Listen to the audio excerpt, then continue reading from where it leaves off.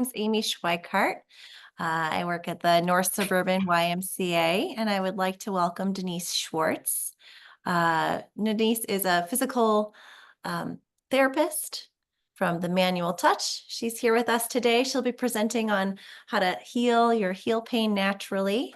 As I said before, this will be recorded and uploaded to our YouTube series, so please reference it then. And on behalf of the NSYMCA, we thank you and welcome you, and we'll look forward to learning more all together.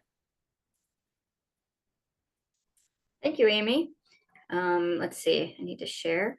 Another little housekeeping thing. If you have any questions, put it in the chat box or write it down to let us know later. Sorry, I'm sharing my screen here.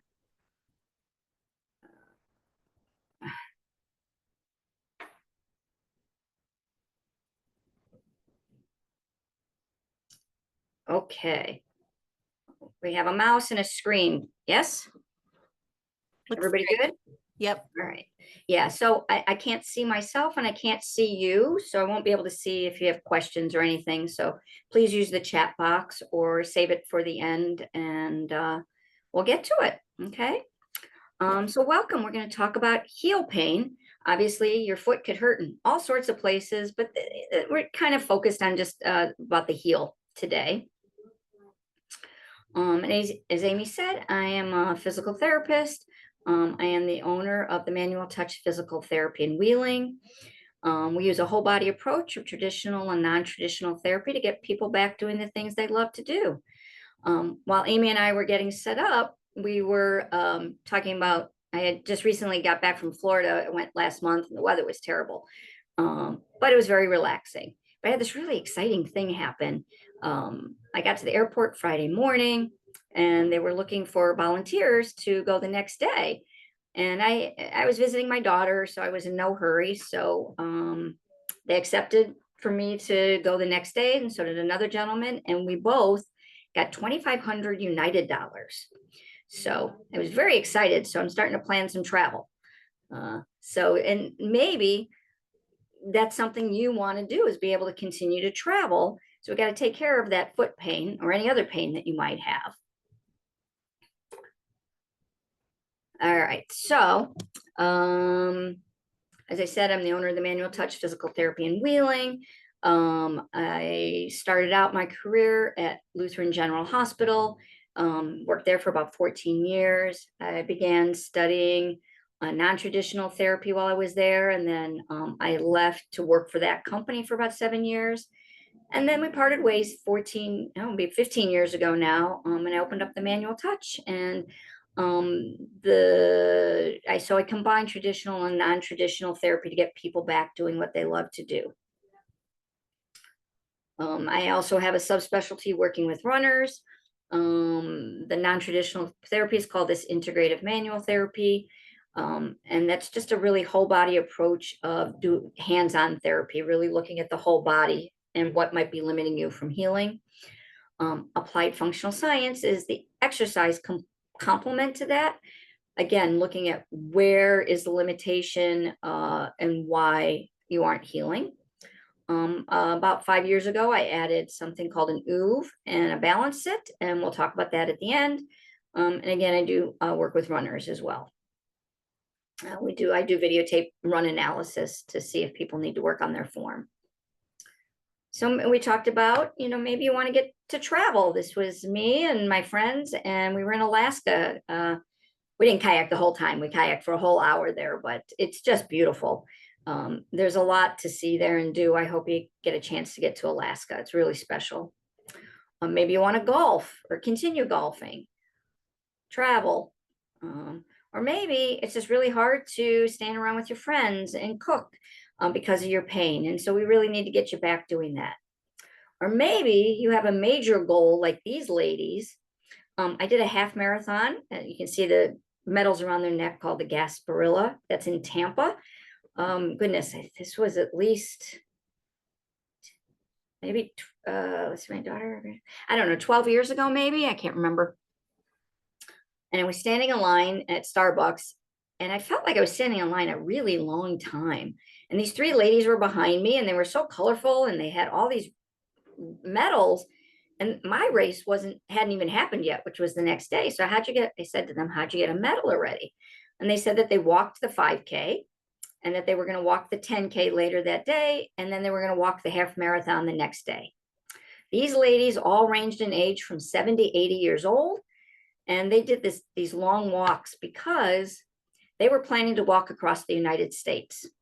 And we kept in touch, and they did complete that walk. They did do it in 2 sections. They walked halfway from Florida to Texas, I don't think maybe 4 months, and then they took a break, and they came back and did the rest of the country, Texas to California. So really, really cool women. And you can see this lady, it was her birthday. Okay, so we're here to talk about foot pain. And there's so many things that could be going on in the foot, but we're just going to look at real specific in the heel because it's very common and I see a lot of it. And it sort of depends on when you have the pain or why. Does it happen first thing in the morning? Is it after you sit for a while and then you stand up? Is it during an activity, after an activity? Does the pain ease up after walking 10 minutes? And so we're going to look at, what are the most, I sort of bypassed here. So we're going to talk about the 4 common causes of heel pain: plantar fasciitis, heel spur, a stress fracture, and fat pad atrophy. But first, let's do a little bit of anatomy here, okay?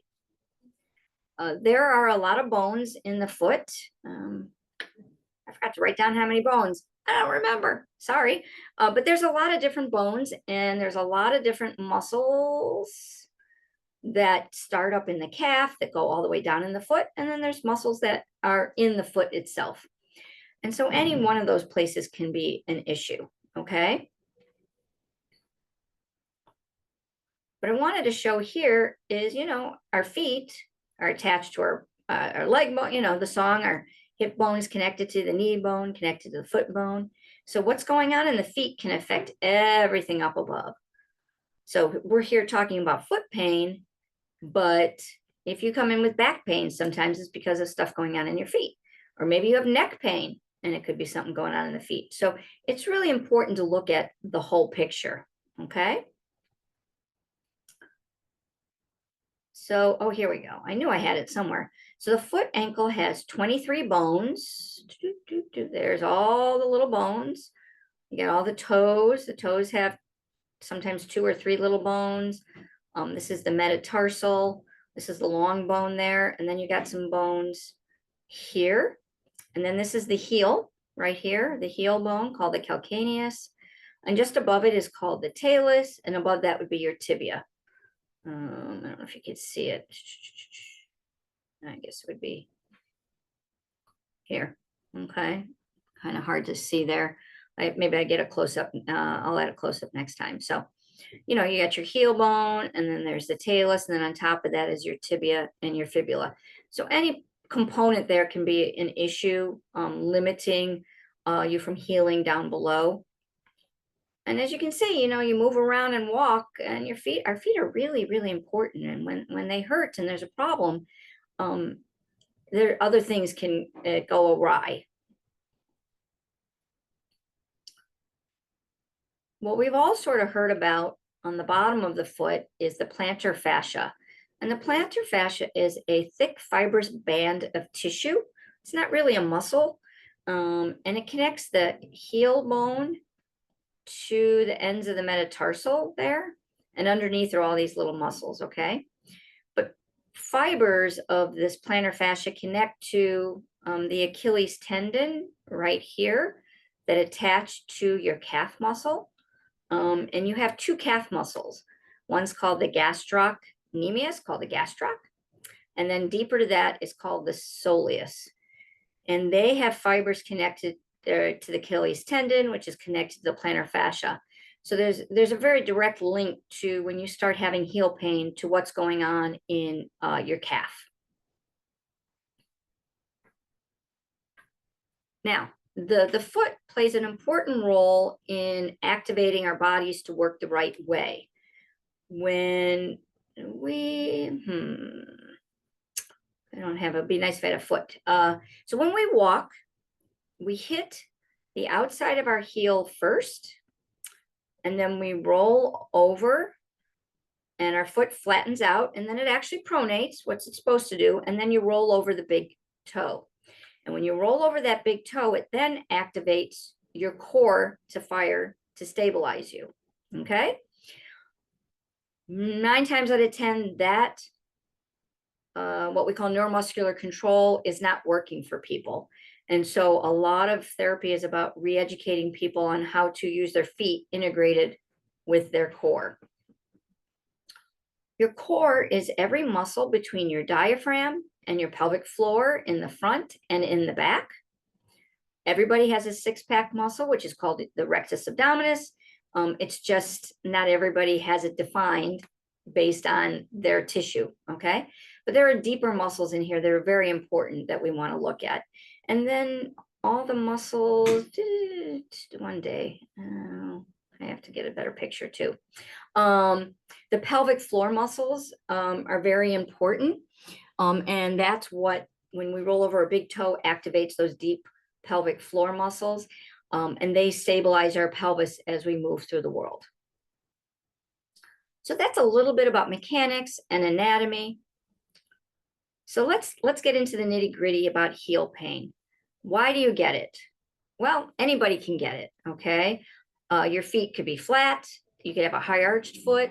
It could be people who sit all day. It could be people who are very active. So it could be my runners. It could be people who are standing all day working.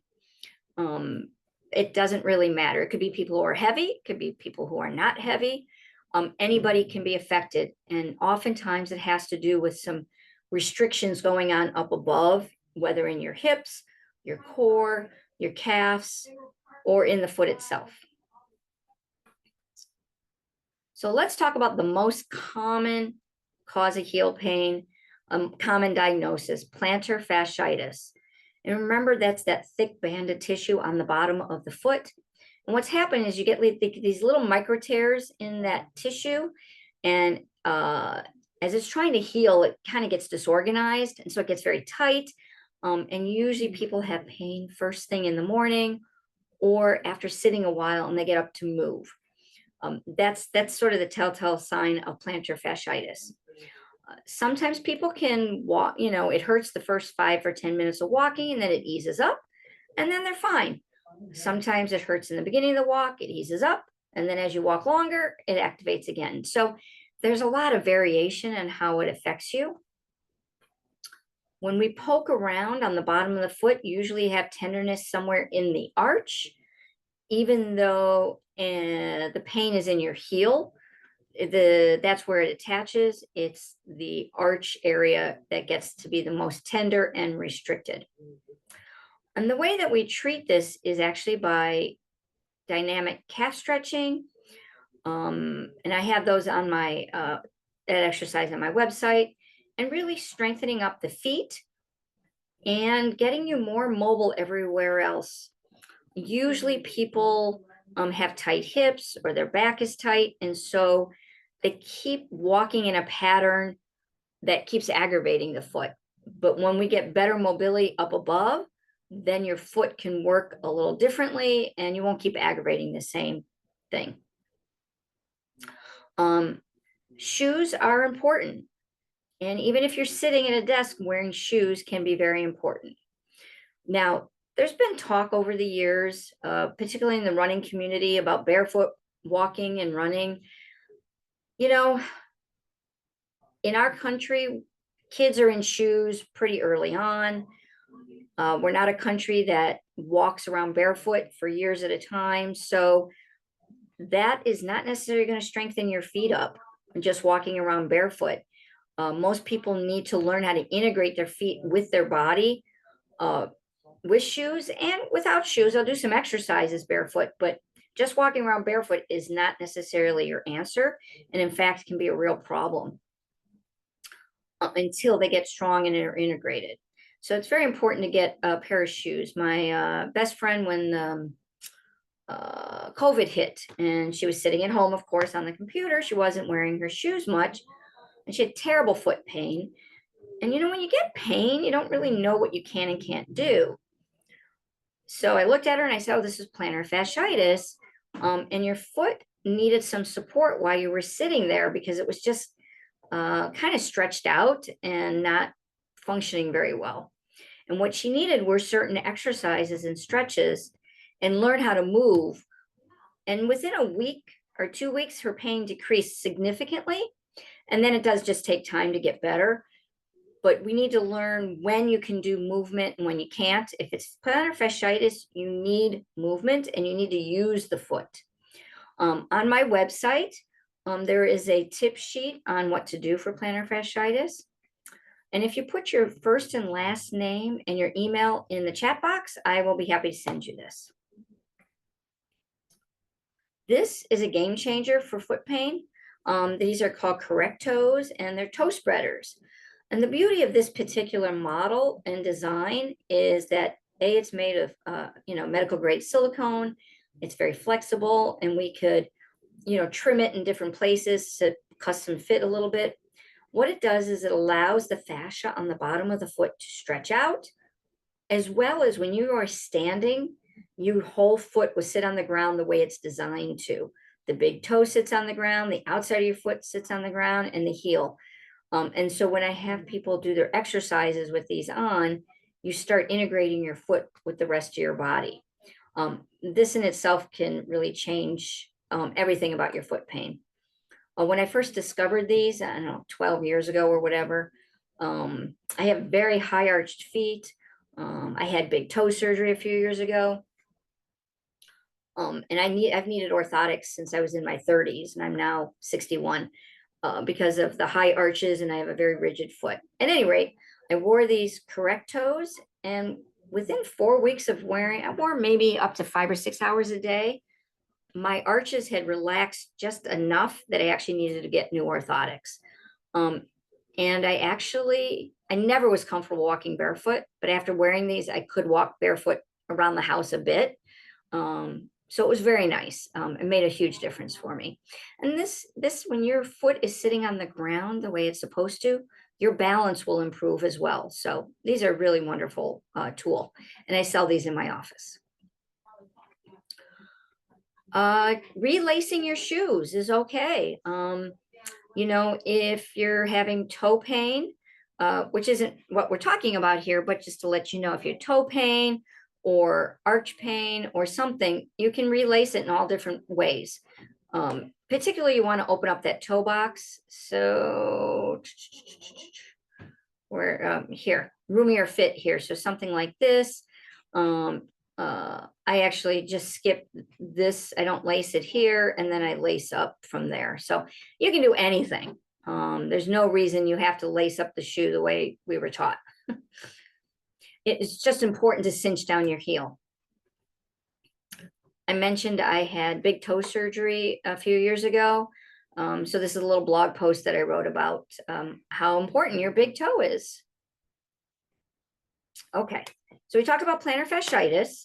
So sometimes heel pain could actually mean that you have a heel spur. This usually hurts really pain with weight bearing. I don't find when I poke around on the foot that it hurts so much. Usually you see it on a x-ray and it looks like a dagger. I mean, it's crazy how pointy it looks. And you would think it would hurt like hell, but it sometimes it doesn't. And usually people with plantar fasciitis has a heel spur because all that plantar fascia is pulling on the bone and pulling on the bone and ripping away as we use our foot. And so you get this calcium buildup, and that's how you develop the heel spur. What we do for a heel spur is we usually get like a heel cup in your shoe to alleviate some of the pain. The next most common heel pain would be a stress fracture. This usually, obviously, it hurts a lot when you're walking or standing. Pain does not decrease with movement, such as with plantar fasciitis, with the stretching. And you might have pain at rest, and you might have pain at palpation. There's probably swelling. So this is, you got to get to the doctor and take a look at, get an x-ray, and they'll probably put you in a boot for a few weeks. Fat pad atrophy happens as we age. You get a thinning of the fat pad on the heel. There isn't a whole lot you can do other than some really good orthotics, some taping, but that's a temporary fix. These are some comments from people about helping people with their heel pain and back pain, and they were very grateful for us here. So what's the number one mistake that people make with heel pain? They ignore it. So my girlfriend, who was sitting and, you know, her foot hurt so much, and then when you have pain, you baby it, which actually only made it worse. So once we figured out what was going on, she needed to move. And here, just a picture from Alaska, there's a glacier. In the year 2000, so this was in 3 years ago, but that glacier was here from 2005. So don't ignore your pain. Let's get it checked out. If you are not on Medicare, you do not need a prescription to come in for physical therapy. But if you're on Medicare, you need to contact your doctor first. So how do we know if therapy can help? First, is it reproducible? And then we know we can work with it, okay? So if you walking and you get pain and then it dissipates as you're walking, that's reproducible. If you come in and I poke around there and it hurts, that's reproducible. What is not reproducible would be like nerve pain necessarily. So someone with a neuropathy, the way that therapy might help with neuropathy is the side effects of having neuropathy. We may or may not be able to help the pain, but usually your balance is affected and your strength. And so that's how we can help you with that. So you have three choices when you have pain. You can ignore it and hope it goes away. You can alter it with medications, injections, surgery, and there's a place for that. Or we can handle it with some physical therapy. So usually a combination of these two are very beneficial. And hopefully we try therapy before we go right into surgery. It sort of depends on what's going on, of course. We really want to know what the diagnosis is. Typically, we can determine that when you come in here. If it seems like we really feel you need an x-ray, we can send you to the doctor. Otherwise, they'll tell you what it is before they come in. So I think we talked about this a little bit. So what do we do to treat your heel pain? First, we fix your mechanics, meaning, are you moving enough up in the hips? And usually that is the primary issue, along with core weakness and the core and the feet not working together. So that's what we call about fixing your mechanics. Dynamic stretching to get into those calf muscles, and then strengthening your feet with certain exercises, and then getting the right shoes for you for walking, and or maybe orthotics. Not everybody needs custom orthotics. Oftentimes just over-the-counter orthotics will do. I usually like to see people for 6 to 8 weeks before I send you in for orthotics, because your mechanics will change so much in those 6 to 8 weeks with us. And your feet will be different in the needs. So we don't usually start there. I think if you go to the podiatrist, they may start there, but usually they'll start with an over-the-counter orthotic. And there's a way to look at your feet to determine if you have real true dysfunction in the feet, or you just have, you know, typical run-of-the-mill plantar fasciitis or heel spur, whatever. So that will determine what kind of orthotic you need. So here in physical therapy, we talked about doing exercises. We'll do some hands-on work. We do some non-traditional and traditional. The traditional therapy is a little bit deeper, a little bit more uncomfortable. Non-traditional might be not as uncomfortable. We work on some joint mobility, making sure all the joints move the way they're supposed to. So we're really balancing out the joint mechanics. And we talked about neuromuscular reeducation, getting your feet and your core working together in your whole body. But a huge role that we play is education. And I'm really pretty passionate about this.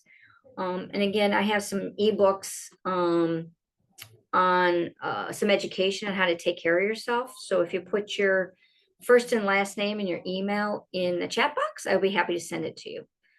So when you come in, the first few visits, we're going to teach you how to sit down and how to stand and how to walk and how to find the right posture position for you so you're standing over your feet well.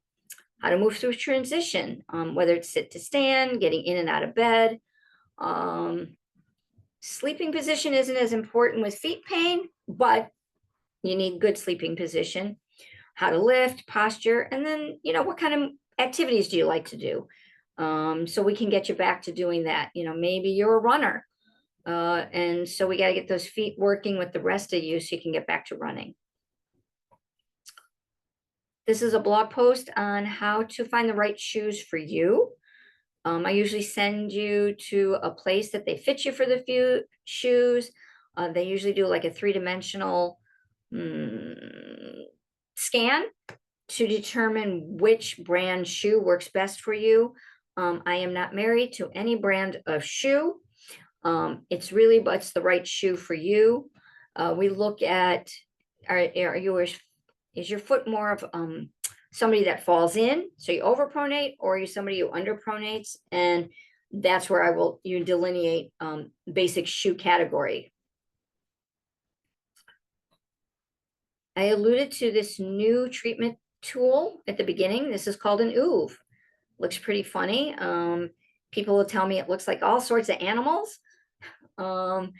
And the beauty of this device, it was created by an Australian osteopath and biomedical engineer. And it is designed to use your body in a way so you don't compensate. So we can use it in any position. We can have you on your back. So your core, in order to stay on here, will activate subconsciously. It will help open up your breathing. We can stand with it behind your back. You can see this is an older gentleman here. We can use it standing on it. Here's balancing. Here is a little bit more advanced. That's my son standing on one foot and doing an activity with his arms. So we can use it for all sorts of tools. You can lay on your stomach or your side. So we can use it in all sorts of different ways. And this is wonderful for feet pain. We get you on here. There's lots of different things we can do for the feet to really get it working and stronger. Then he created another tool called a balance sit. And this is exactly what it is. It's something for you to sit on, not for an all day thing, but for exercises, 10 or 15 minutes a day. It helps activate your pelvic floor and your core. And it really helps differentiate your pelvis from your hips and your core so we can really get those working together. All right, we are finishing up. These are my ebooks. This one's mindful tips for movement throughout your day and how to function, some balance tips if you're a runner, for running. And as a thank you, if you'd like to schedule a phone call or telehealth, well, actually not telehealth, we're not doing that anymore. I got to take that out. Phone call with me. I'd be happy to discuss what's going on with you. You can give us a call and my admin can set you up for a phone call. Or if you feel like you're ready to come in, just give us a call and we'll get you scheduled. You can reach me here, Denise at themanualtouch.com. My phone number, 847-541-7600. And again, if you put your first and last name and your email in the chat box, I'll be happy to send you a copy of this PowerPoint as well as those ebooks. Let me see, where's my chat box? Where is it? Oh, there it is. See if anybody has any questions. All right, I don't have any questions, but I do have a couple names. So any questions now? You guys can unmute yourself if you want.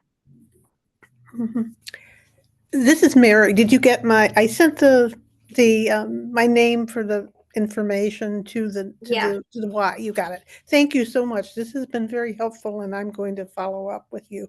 Okay, good. Thank you. All right.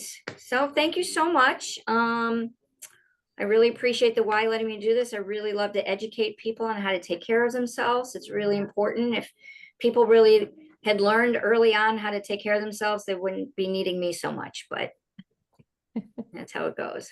Thank you so much, Denise. Everyone who's here, we have another talk with Denise. Your next talk is in April. Mhm. It's Thursday, April 3rd, same time, 12 o'clock. Okay, And Denise will be talking about how to heal hip pain naturally as well. So I please. can't remember when I'm doing what, so. But thanks for letting me know. Yeah, and thank you so much. I think this was wonderful. I learned something. Um, I'm not sure if you see, Elaine left a message saying something about I have burning fever. What do I do? Is that a typo, Elaine? Elaine, I'm going to unmute you if you want to chat. Yes, I'm here. Oh, there you go. You wrote fever, but I don't think that's what you meant. Sorry. You wrote fever. You have burning what? Feet. I have burning feet. Oh, feet. Yeah, is that neuropathy? Yes. Yeah. There isn't a whole lot, but we need to make sure that you're still, you're in the right shoes and your balance is okay.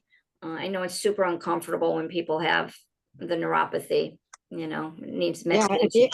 It's even woke me up at night. Yeah, yeah. Usually there's some medication you can take, and I've heard that complaint before. So sometimes it's by getting you moving better, you might get less pain because you don't keep doing the same pattern over and over again. But there isn't a miracle cure for neuropathy, unfortunately. I'm retired, and when I worked, I stood on my feet, and I was told that my feet are the bottom is like about, or I don't know, very thin. Oh, yeah, that's that fat pad, the atrophy on the bottom of the feet. So you need, some cushioning in your shoes, probably Yeah. some good orthotics. Yes, I have ones that I put in my, yeah. But there's nothing to do for the burning. I soak my feet to help. No, not a whole lot. Usually medication. Okay. All right, sorry, I wish we could.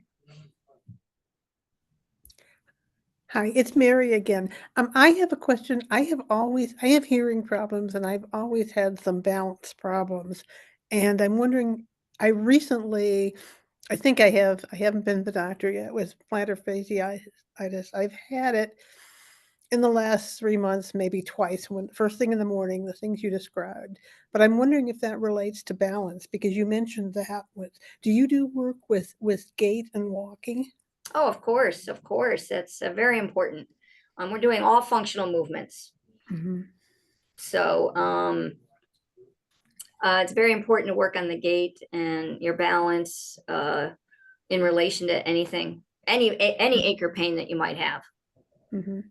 Okay, great. Thank you. Yeah.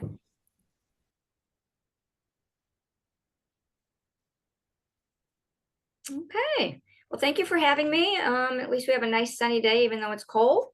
Yeah. So stay warm. All right. Thank you so much, everybody. Hope to see everyone Thanks again for coming. soon. Take care. You too. Bye-bye. Bye-bye.